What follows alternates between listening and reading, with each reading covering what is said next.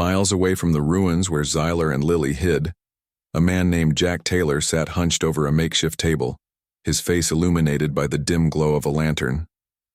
The room was cluttered with maps, blueprints, and scraps of paper covered in scribbled notes. Around him, members of his resistance group moved quietly, preparing weapons and checking supplies.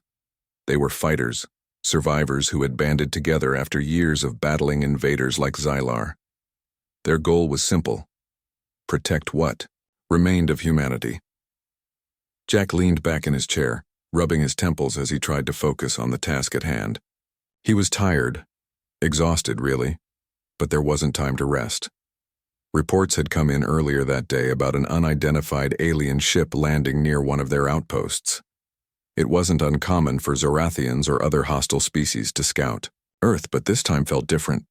Something about the intel didn't sit right with him. "Jack," a voice called softly, breaking his concentration. He looked up to see Sarah Myers standing in the doorway, her arms crossed tightly over her chest.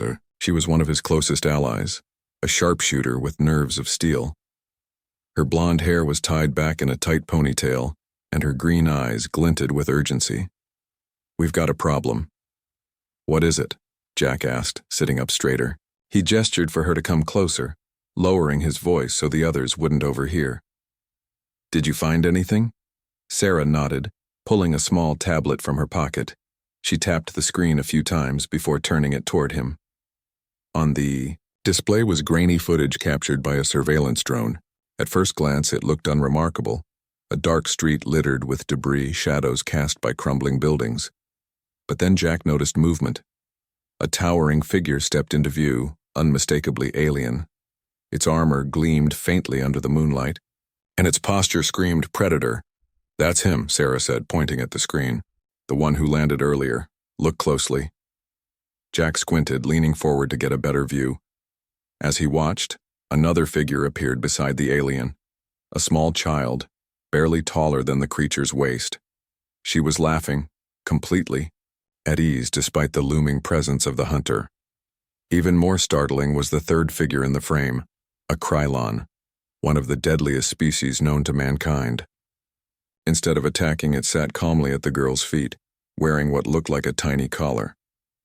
"What the hell?" Jack muttered, his voice trailing off as he processed what he was seeing. He replayed the footage several times, each loop making it harder to believe. Is this real, or some kind of trick? "It's real," Sarah confirmed, her tone grim. "Our drones picked it up just before losing signal. Whoever this guy is, he's not acting like the others. And that kid, she doesn't seem afraid of him at all." Jack frowned, tapping his fingers against the edge of the table. This changed everything. For years, they'd fought tooth and nail against Zorathian hunters, creatures programmed to kill without mercy. But this particular alien was behaving differently. Why? What made him hesitate when every instinct should have driven him to attack? "We need to move," Jack said finally, pushing himself to his feet. "Gather, the team. I want everyone ready to go within the hour." Sarah hesitated, her brow furrowing with concern. "You're not thinking of confronting him, are you? Alone?" "No," Jack replied firmly, though his mind was already racing ahead. "But we can't ignore this either. If he's here to scout us out, we need to know why. And if he's different." He trailed off, unsure how to finish the thought. Different aliens weren't something they dealt with often. Most of them followed the same playbook: land, destroy, leave. But this one? There was something unusual about him. Sarah nodded reluctantly, sensing the determination in Jack's voice. "All right. I'll rally the troops. But be careful, okay? We don't know what we're dealing with." "I will," Jack promised. Grabbing his rifle from the corner of the room, he slung it over his shoulder and headed for the door, his mind buzzing with questions. Who was this alien? Why had he stopped to interact with a human child? And most importantly, could he be trusted? Or was this some elaborate trap? By the time Jack and his team arrived at the outskirts of the abandoned city, dawn was beginning to break. The sky was painted in shades of orange and pink, casting long shadows across the cracked pavement. Jack signaled for his group to spread out, keeping low to avoid detection. They moved silently, their footsteps muffled by the soft dirt beneath their boots. As they approached the area where the surveillance footage had been taken, Jack spotted signs of recent activity. Footprints marked the ground, along with scorch, marks from what appeared to be energy weapons. He motioned for his team to hold position while he crept forward alone, his rifle raised and ready. That's when he saw them. The alien stood near the entrance of a makeshift shelter, his massive frame dwarfing the structure. Beside him was the girl from the footage, clutching a furry creature to her chest. Jack recognized the Krylon immediately, its shimmering skin glowing faintly in the early morning light. Despite the danger, the scene looked almost peaceful. The Sao girl whispered something to the alien, who tilted his head slightly as if listening intently. Jack exhaled slowly, lowering his weapon just a fraction. This wasn't what he'd expected. Instead of bloodshed, he found curiosity. Instead of hostility, he saw connection. It was unsettling, yet undeniable. Taking a deep breath, Jack stepped into the open, raising his hands to show he wasn't armed. "Hey!" he called out, his voice steady despite the adrenaline coursing through his veins. "I'm not here to hurt anyone." The alien turned instantly, his movements fluid and precise. His glowing eyes locked onto Jack, assessing him with cold efficiency. For a moment, neither of them moved, the tension thick enough to cut with a knife. Then, surprisingly, the alien lowered his weapon, though he kept it close at hand. "You're human," the alien said, his voice deep and gravelly, tinged with an accent Jack couldn't place. "Why are you here?" "My name's Jack," he replied, taking another cautious step forward. "And I'm here because we saw you. You're not like the others, are you?" The alien's expression didn't change, but Jack thought he detected a flicker of uncertainty in those glowing eyes. "I am Xylar," the alien said finally, "a hunter of the Zarathian Empire. But yes, I am not like the others." Jack nodded, sensing an opening. "Good, because we don't want trouble. Not unless you give us a reason." Xylar glanced down at the girl who clung to his leg now, her wide eyes fixed on Jack. "This child showed me something. Unexpected," he admitted, his tone softer than before. "She has changed my perspective." Jack raised an eyebrow, skeptical but intrigued. "Changed your perspective? How?" Before Xylar could answer, the girl stepped forward, holding out her hand. In it was a small device, the bell from the Krylon's collar. "Here," she said innocently. "It keeps Spike calm. Do you want to see?" Jack hesitated, glancing at Xylar for confirmation. When the alien nodded, he knelt down and accepted the bell, examining it closely. It was lightweight, crafted from a material he didn't recognize. Embedded inside was a tiny circuit board emitting a faint hum. Whatever it was advanced, far beyond anything humans currently possessed. "This is how you control them?" Jack asked, looking up at Xylar. "With these collars?" Xylar shook his head. "Not mine, yours. This technology belongs to your people." Jack stared at him, stunned. Human scientists had developed a way to pacify dangerous alien species. It sounded impossible, yet the evidence was right in front of him. "Who made these?" he demanded, turning to Sarah, who had joined him. "Do you know anything about this?" Sarah shrugged, clearly as baffled as he was. "I've never seen anything like it. Maybe it's classified? Something the higher-ups kept secret?" Jack cursed under his breath, his mind spinning with possibilities. If this tech existed, it could change everything. Humanity might actually stand a chance against their enemies. But if word got out, if the wrong people found out, it could also make them a bigger target. "Listen," Jack said, addressing Xylar directly. "We don't trust easily, especially not aliens. But if you're telling the truth and if you're willing to help us, we might be able to work something out." Xylar tilted his head, considering the offer. "What do you propose?"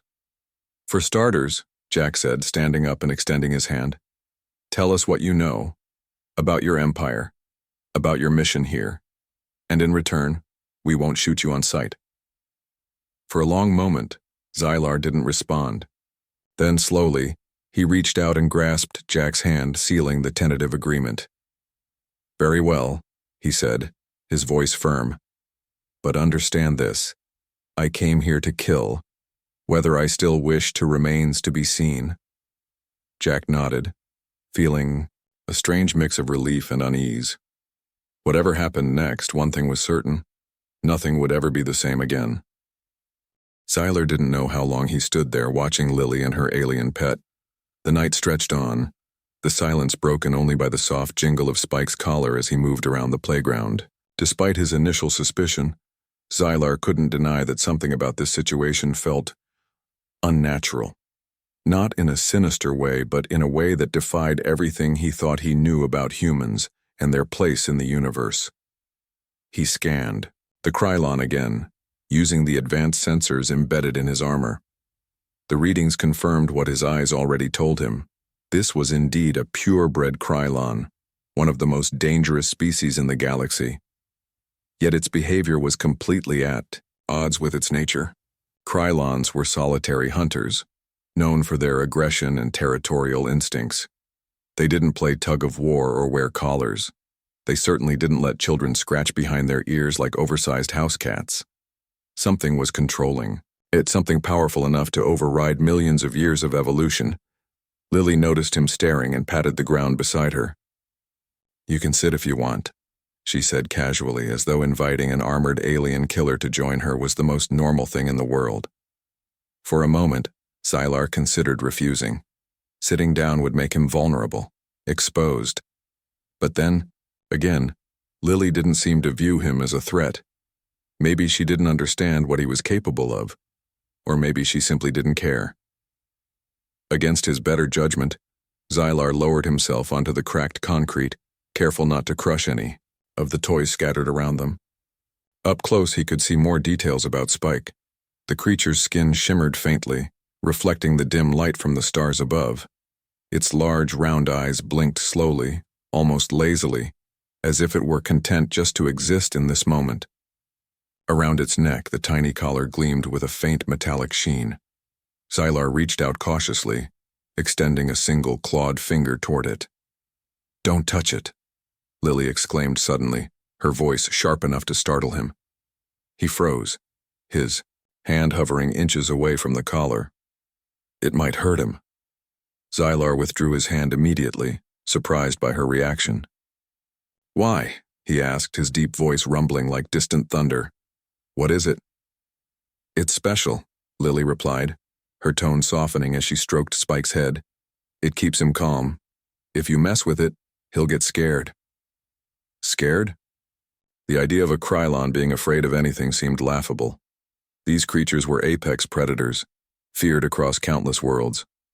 And yet, as Xylar studied Spike, he realized the girl was right. There was no trace of malice in the creature's demeanor, no hint of the ferocity that had earned its species a reputation as bloodthirsty killers. Whatever the collar did, it worked, and worked well. Curiosity gnawed at him. How had these primitive humans managed to tame such a dangerous species? Was it some kind of genetic modification, a drug-induced state? Or was it something else entirely? Xylar glanced around the playground, noticing for the first time the other signs of life hidden among the ruins. Scattered across the area were makeshift shelters made from scraps of metal and fabric. Inside each one, he spotted more animals, not just Krylons, but other species he recognized as deadly predators. Some lounged lazily, while others played with makeshift toys or curled up next to sleeping children. Each one wore a similar collar glowing faintly in the darkness. "This isn't possible," Xylar muttered under his breath, shaking his head in disbelief. Humans were supposed to be weak, chaotic, incapable of true innovation. Yet here they were living alongside creatures that should have torn them apart without hesitation.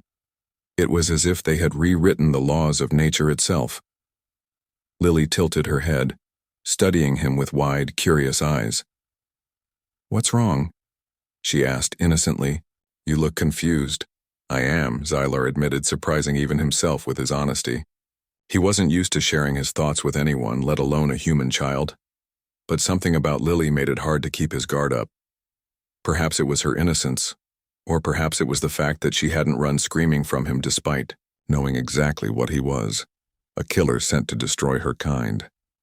Well, maybe I can help, Lily offered, scooting closer to him. She held out her hand, palm up, revealing another piece of dried meat.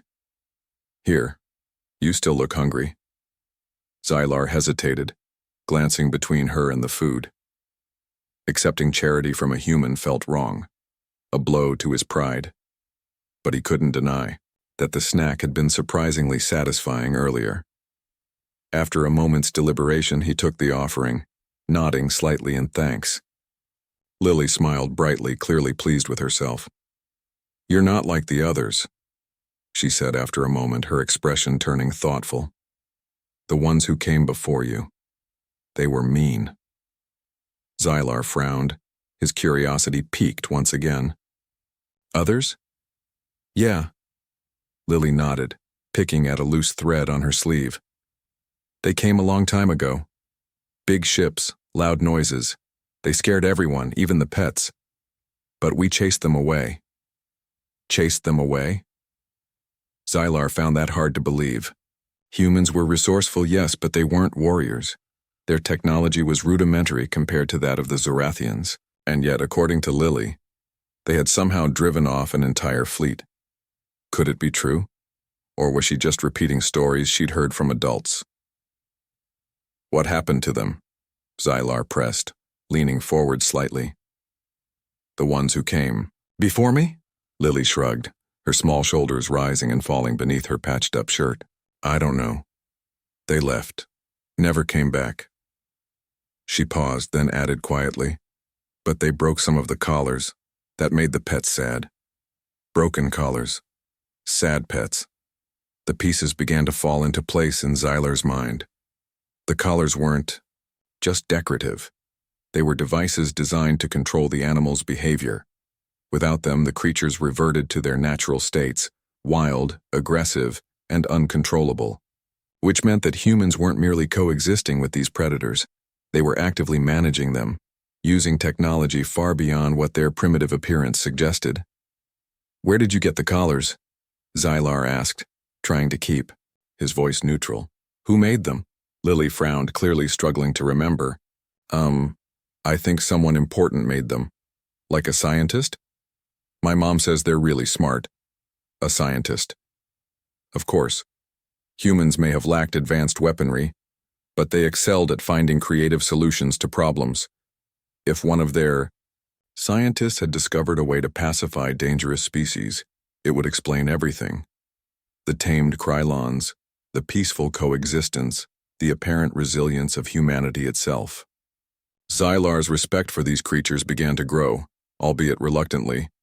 They were smarter than he'd given them credit for. Just then, a low rumble echoed through the air, followed by the distant sound of engines. Xylar's head snapped up, his instincts kicking in immediately. Someone or something was approaching. He stood quickly, scanning the horizon for signs of movement. The noise grew louder, accompanied by flashes of light cutting through the darkness. Stay here, Xylar ordered sharply, stepping protectively in front of Lily. She looked up at him, her eyes wide with confusion. What's going on? Trouble, Xylar replied grimly. He didn't know who or what was coming, but he couldn't take any chances. Reaching for his weapon, he prepared to defend the girl if necessary. But instead of retreating, Lily grabbed his arm, pulling him back toward the shelter where she lived. Come with me, she urged, tugging insistently. We can hide.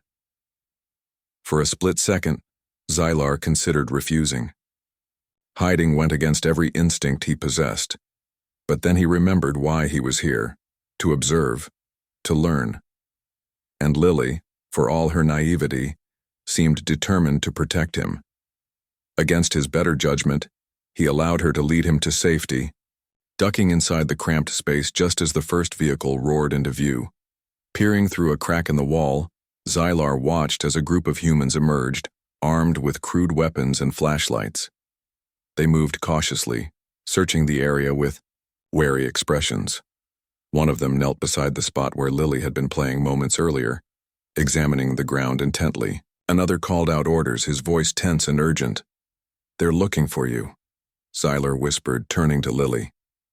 His voice was barely audible over the hum of the vehicles outside. "Do you know why?" She shook her head, clutching Spike tightly to her chest. The little Krylon chirped softly, nuzzling against her cheek. "I don't know," she whispered back, her voice trembling slightly. "But they won't find us here." Xylar nodded, though he wasn't convinced.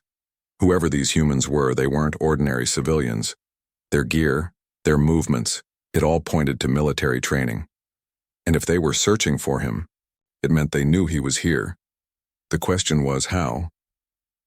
As the minutes dragged on, Xylar's mind raced. This mission had started as a straightforward extermination order, but now it felt like he was unraveling a mystery far larger than he'd anticipated. Between the collars, the tamed Krylons, and the unexpected arrival of armed humans, nothing about this planet made sense. And somewhere in the back of his mind, a nagging thought began to form. Maybe Earth wasn't the easy target it appeared to be. The night was quiet, too quiet for a planet that was supposed to be teeming with life. The air carried a faint metallic tang, mingling with the scent of decay from abandoned buildings.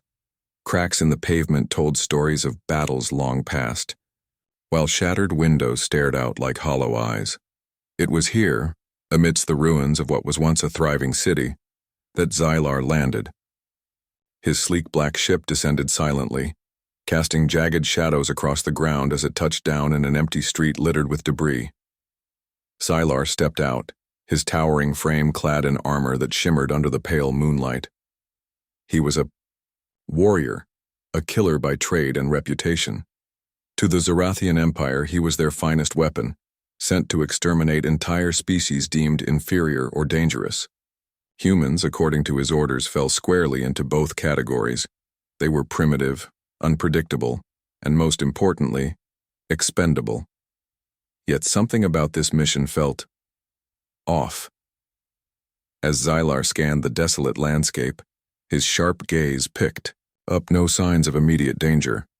No soldiers hiding behind rubble, no traps laid out to ensnare him. Just silence. He adjusted the settings on his wrist-mounted scanner, a device capable of detecting even the faintest traces of biological activity. The readings flickered sporadically before stabilizing, indicating movement several blocks away. Curious, Xylar moved forward, each step deliberate and calculated. His boots made soft crunching sounds against the broken asphalt, but otherwise he remained silent.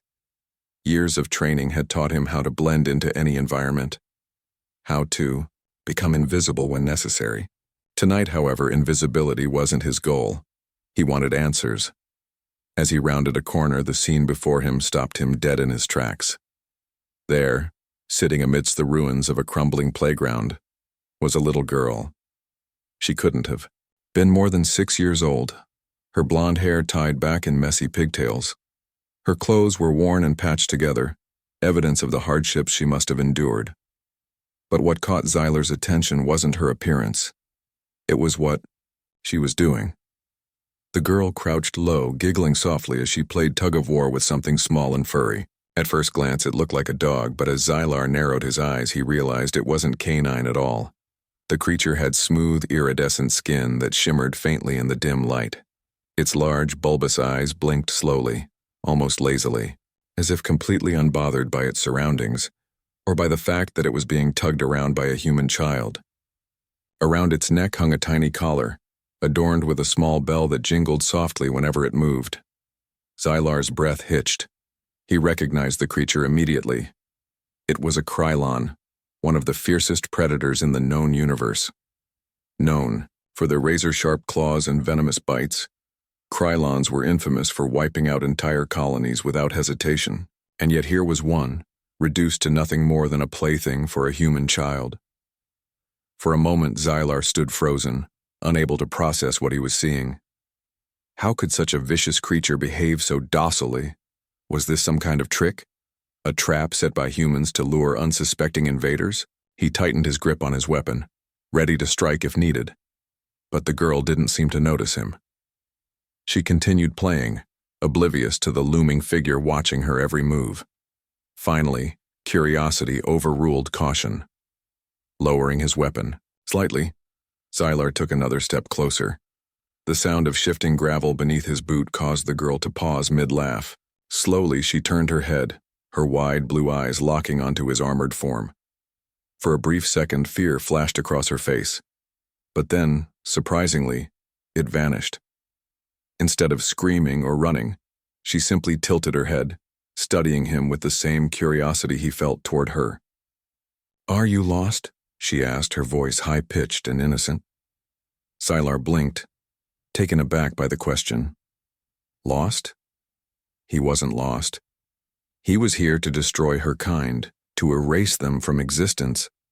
But those words stuck in his throat as he looked at her again. There was no malice in her expression, no trace of hostility. Just genuine concern, as if she genuinely believed he might need help finding his way. It was infuriating and strangely disarming. "I'm Lily," she said after a moment, standing up and brushing dirt off her knees. She pointed to the Krylon still sitting obediently beside her. "This is Spike. Do you want to meet him?" Xylar hesitated. Every instinct screamed at him to walk away, to ignore this bizarre encounter and focus on his mission. But there was something about the girl, something unsettling, yet compelling, that kept him rooted to the spot. Against his better judgment, he nodded once, lowering his weapon completely. Lily grinned, clearly pleased, and gestured for him to come closer. Reluctantly, Xylar complied, stepping cautiously until he stood just a few feet away. Spike tilted his head, regarding Xylar with mild interest. Up close, the creature seemed even smaller than he'd initially thought, barely reaching Lily's waist. Its tail swished lazily back and forth and its tiny mouth opened slightly, revealing rows of needle-like teeth. Teeth that should have been dripping with venom, ready to tear flesh apart. Yet none of that happened. Spike merely sniffed the air, let out a soft chirp, and went back to chewing on a piece of string dangling from his collar. Lily giggled again, patting Spike affectionately on the head. "He likes you," she declared, though Xylar wasn't entirely sure how she came to that conclusion. Still, he couldn't deny the absurdity of the situation. Here he was, one of the galaxy's deadliest hunters, standing inches away from a supposedly lethal predator-turned-lapdog. What kind of sorcery had these humans conjured to achieve such a feat? Before he could dwell on it further, Lily reached into her pocket and pulled out a handful of snacks, crumbs of dried meat and bits of fruit. She offered them to Xylar, holding them out expectantly. "You look hungry," she said matter-of-factly. "Everyone gets hungry." Xylar stared at her outstretched hand, unsure of what to do. Accepting food from a human felt wrong, almost degrading. But rejecting her offer would likely confuse her, maybe even provoke her. After a moment's deliberation, he carefully plucked a piece of dried meat from her palm, careful not to touch her skin. He examined it briefly before popping it into his mouth. The taste was unfamiliar but not unpleasant. Lily beamed, clearly delighted by his acceptance. "See? Not so scary after all, right?" Her words struck a nerve. Scary. That's what he was supposed to be. A monster. A destroyer. But standing, here now, surrounded by the remnants of a world he'd been sent to annihilate. Xylar couldn't shake the feeling that perhaps he wasn't the scariest thing around anymore. Perhaps the real terror lay in the questions bubbling up inside him. Questions about humanity, about himself, and about the strange bond between a little girl and her alien pet. The sun climbed higher in the sky, casting long shadows across the broken streets. Jack and his team had set up a temporary camp near the shelter where Xylar and Lily were staying. The air buzzed with quiet tension, as though everyone was holding their breath, waiting to see what would happen next. For now, an uneasy truce had been struck between humans and alien, but trust wasn't something that came easily, especially not when lives were on the line. Jack sat cross-legged on the ground, his rifle resting beside him. Across from him, Xylar loomed like a statue, his armored frame towering over the humans around him. Despite his imposing size, there was no aggression in his posture. Instead, he seemed almost curious. His glowing eyes darted from face to face, taking in every detail, every movement. It was clear he was studying them, trying to understand what made these creatures tick. Lily sat nearby, her Krylon pet Spike curled up at her feet. She hummed softly to herself as she played with a piece of string tied to a stick, dragging it along the dirt for Spike to chase. Occasionally she glanced up at Xylar, her expression filled with a mix of awe and innocence. To her, he wasn't a killer or an invader. He was just another strange new thing in a world full of strange things. So, Jack began, breaking the silence. Tell me about your empire. Xylar hesitated, his gaze dropping briefly before meeting Jack's again. The Zarathian Empire is vast, he said slowly, choosing his words carefully. We conquer worlds, absorb resources, eliminate threats. Humans are considered expendable. Expendable? Sarah interjected sharply, her arms crossed tightly over her chest. Her tone carried more than a hint of bitterness. That's rich, coming from someone who's sitting here drinking our water and eating our food. Xylar's jaw tightened, but he didn't rise to the bait. Instead, he turned his attention back to Jack. I do not make the rules, he said simply. I follow orders. Until now. Jack raised an eyebrow, leaning forward slightly. Until now? What changed? For a moment, Xylar didn't answer. He looked down at Lily, who had stopped playing with Spike to listen intently. Then, without warning, he reached out and gently touched the tiny bell hanging from the Krylon's collar. The gesture was so unexpected, so human, that it caught everyone off guard.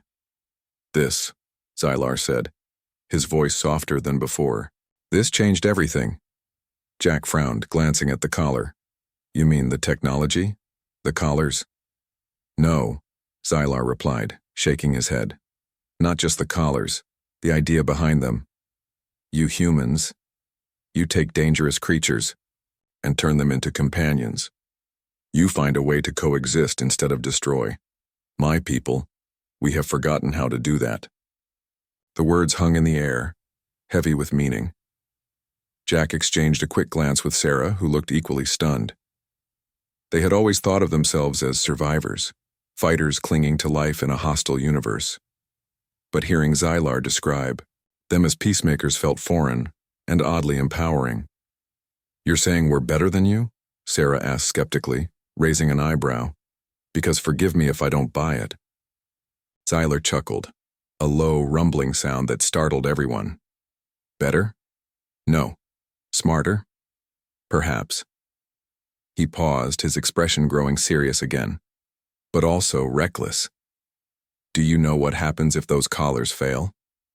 Sarah opened her mouth to respond, but Jack cut her off. They go back to being wild, right? Dangerous. Exactly, Xylar confirmed, nodding once. And yet you risk it. You gamble with your lives because you believe peace is worth it. That confuses me. Jack leaned back, rubbing his chin thoughtfully. He could see the conflict in Xylar's eyes, the struggle between duty and doubt. This wasn't just about collars or pets, it was about identity, about whether Xylar still believed in the mission he'd been sent to carry out. Before anyone could say anything else, Lily stood up, suddenly clutching Spike protectively. Don't hurt him, she blurted out, her voice trembling slightly. All eyes turned to her, surprised by the outburst. Please. He's different now. Jack blinked, taken aback by the raw emotion in her plea. Whoa, kiddo, he said, gently, holding up both hands. No one's hurting anyone, we're just talking. Lily hesitated, then nodded slowly, though she didn't fully relax. She sat back down, pulling Spike closer to her chest. The little Krylon chirped softly, nuzzling against her cheek as if sensing her unease. Xylar watched the exchange silently, his expression unreadable. After a moment he spoke again, his voice quieter this time. She trusts me, he said almost to himself. Why? Jack shrugged, offering a small smile. Kids are funny like that. They see the good in people, even when the rest of us can't. Xylar frowned, clearly processing the idea. Trust wasn't something he was used to. In his world, alliances were forged through fear and dominance, not kindness or understanding. Yet here was a child, a fragile, powerless human child, offering him unconditional acceptance. It was baffling, and strangely enough, comforting. Later that evening, as the sun dipped below the horizon, Jack decided to press Xylar further. They needed information and fast. If the Zarathians launched another attack, humanity wouldn't survive unless they knew what to expect. "Tell me about your ship," Jack said, gesturing toward the sleek black vessel parked a few blocks away. "Does it have weapons? Can it communicate with your fleet?" Xylar nodded, his demeanor shifting back to professionalism. "It has weapons, yes, but they are designed for precision strikes, not mass destruction. As for communication..." He hesitated, glancing at Lily briefly before continuing. "I disabled the transmitter upon landing. I did not want my superiors tracking me." Jack's eyebrows shot up. "You disabled it? Why?" "Because I wanted answers," Xylar admitted, his voice firm. "Answers only you could provide." "Sarah?" snorted, rolling her eyes. "Great. So now we're babysitting an alien tourist, just what we needed." "Sarah," Jack warned, shooting her a sharp look. Turning back to Xylar, he softened his tone. "All right, let's say we trust you. For now. What happens next? Are you planning to stay here? Go back to your people, or what?" Xylar stared at him, his glowing eyes narrowing slightly. "I do not know," he admitted after a pause. "My mission was clear. Exterminate humans. But now..." He trailed off, shaking his head. "Now I am unsure." "Well, you'd better figure it out soon," Sarah muttered under her breath, earning another glare from Jack. Ignoring her, Jack pressed on. "If you're serious about helping us, we'll need proof. Something concrete. Information we can use to defend ourselves." Xylar nodded, rising to his feet. "Very well, come with me." Without waiting for a response, he turned and began walking toward his ship. Jack hesitated for a split second before grabbing his rifle and following, motioning for Sarah and a couple of others to come along as backup. They moved cautiously through the ruins, their footsteps echoing softly in the twilight. When they reached the ship, Xylar placed his hand on a panel near the entrance, causing the hatch to slide open with a soft hiss. Inside, the interior was sleek and futuristic, lined with glowing panels and advanced consoles. Jack whistled softly, impressed despite himself. "Nice ride," he commented, stepping inside. Xylar ignored the remark, moving quickly to one of the control stations. With a few taps, he brought up a holographic map of the surrounding area. Red dots appeared scattered across the landscape. "These are active Zarathian patrols," he explained, pointing to the markers. "They are searching for me, but also for weaknesses in your defenses." Jack studied the map closely, his mind racing. "How many ships do they have?" "At least 3 cruisers," Xylar replied. "Possibly more. Each carries hundreds of troops." "And you think they'll attack soon?" "Yes," Xylar said grimly. "Once they locate me, or you, they will strike." Jack exhaled sharply, running, a hand through his hair. This was worse than he'd feared. 3 cruisers meant thousands of enemies, all armed to the teeth. Humanity's chances of survival were slim at best. "What about reinforcements?" Sarah asked, stepping forward. "Can they call for backup?" Xylar shook his head. "Not without exposing their position. They are operating covertly, hoping to catch you off guard." "Then we hit them first," Jack declared, his voice hardening with resolve. "We ambush them before they can regroup." Xylar tilted his head, considering the plan. "Ambushes require stealth and numbers. Do you have enough fighters?" Jack clenched his jaw, knowing the truth was painful. "No," he admitted finally. "But we don't have a choice. If we wait, we lose." For a long moment, Xylar said nothing. Then slowly he nodded. "Very well, I will help you. But understand this. If I fight alongside you, I am declaring war on my own kind. There will be no turning back. Jack met his gaze, seeing the weight of the decision in his eyes. "Welcome to the Resistance," he said simply, extending his hand. Xyler stared at it for a moment, then grasped it firmly. "Let's hope your faith in me is not misplaced." As they left the ship and returned to the camp, Jack couldn't shake the feeling that they were standing on the edge of something monumental. Whether it ended in victory or disaster remained to be seen. But one thing was certain. Humanity's fate was now tied to the choices of an alien who had once come to destroy them. The night was thick with tension, the kind that made it hard to breathe. Back at the camp, Jack and his team gathered around a flickering fire, its weak glow casting long shadows across their faces. Xylar stood apart, his towering frame outlined by the faint light of the stars above. He didn't sit or relax like the others. Instead, he remained still, almost statue-like, as though he were trying to blend into the darkness. But no matter how still he stood, all eyes kept darting toward him. Sarah paced back and forth, her boots crunching softly against the gravel.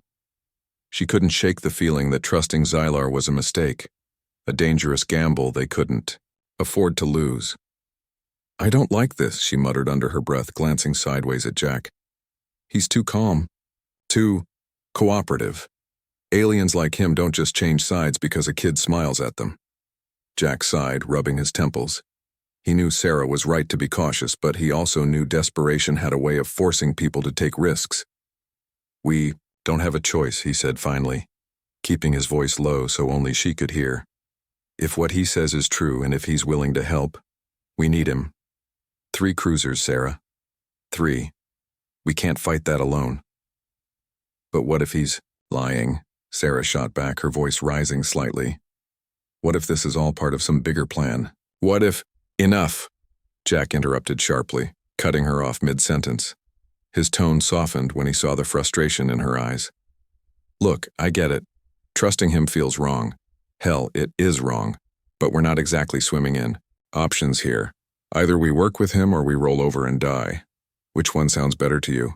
Sarah clenched her fists, her jaw tightening as she fought back a retort. Finally, she exhaled sharply and nodded reluctantly. "Fine. But if he stabs us in the back, I'm holding you responsible." Jack smirked despite himself. "Fair enough." Nearby, Lily sat cross-legged on the ground, Spike curled up in her lap. She watched the adults argue quietly, her expression thoughtful. For such a young child, she seemed unusually perceptive, as though she understood the gravity of the situation far better than anyone expected. When Jack noticed her staring, he walked over and knelt beside her, offering a small smile. "You, okay, kiddo?" he asked gently, placing a hand on her shoulder. "You've been awfully quiet." Lily nodded, clutching Spike a little tighter. "I'm scared," she admitted softly, her voice barely audible over the crackling fire. "But I think Xylar will keep us safe." Jack hesitated, unsure how to respond. Part of him wanted to reassure her, to tell her everything would be fine. But another part, the realistic part, knew promises like that were empty. Instead, he settled for a simple nod. "We'll do our best," he said, patting her shoulder lightly. "That's all any of us can do." As he stood up and turned back toward the group, Xylar approached silently, his glowing eyes fixed on Lily. "She trusts me," he said quietly, his voice tinged with something close to wonder. "Why?" Jack shrugged, leaning against a nearby wall. "Kids are different," he replied. "They don't see the world the way adults do. To her, you're not an alien killer. You're just someone who needs help." Xylar frowned, clearly struggling to process the idea. "Help," he repeated slowly, tasting the word. "Is that what I am doing, asking for help?" "In a way, yeah," Jack said, crossing his arms over his chest. "You came here to kill us, but now you're questioning whether that's the—" Asika har enorm på myrsta överhägg tivo horosottet har jag anikan vekko tauda maten tapit as ju tabay